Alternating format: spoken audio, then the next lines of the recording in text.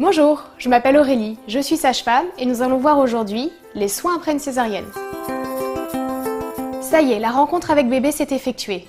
La sage-femme a pu vous présenter votre bébé au plus près de vous. Votre bébé ne peut pas rester longtemps dans la salle de réveil car il fait froid. Il sera amené dans une autre pièce qui s'appelle la nursery. Votre conjoint peut rester auprès de vous ou suivre votre bébé afin de voir le premier examen. Maintenant vous concernant, voilà comment cela va se passer.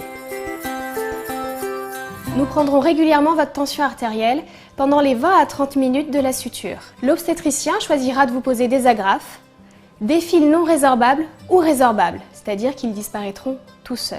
La vessie sera surveillée via une sonde urinaire qui sera mise en place avant la césarienne. À la fin de la suture, on posera un pansement. Une fois la césarienne terminée, un brancardier viendra vous chercher pour vous emmener en salle de réveil. Si la maternité vous le permet, votre bébé pourra être auprès de vous. Vous resterez 2 heures en salle de réveil. On pourra ainsi surveiller la tonicité de l'utérus et l'abondance des saignements. Ne vous inquiétez pas, les saignements sont un tout petit peu plus importants que des règles normales. Au bout de 3 heures, vous pourrez repasser en chambre. Vous y retrouverez votre conjoint et votre bébé. Vous resterez hospitalisé au moins 4 jours. Nous surveillerons régulièrement la vessie, qui était endormie lors de la césarienne par une anesthésie. Le premier jour, le pansement peut être retiré et un soin désinfectant peut être réalisé. Il va falloir apprivoiser votre cicatrice. Apprendre à la nettoyer tout doucement sous la douche avec de l'eau et du savon. Suivant les protocoles de votre maternité, les agrafes ou les fils peuvent être retirés au bout du 4e jour, soit d'emblée, soit la première moitié le 4e jour, et l'autre moitié à domicile avec une sage-femme ou une infirmière diplômée d'État. Ne vous inquiétez pas, si pendant un mois, tout autour de la cicatrice, il apparaît une zone insensible.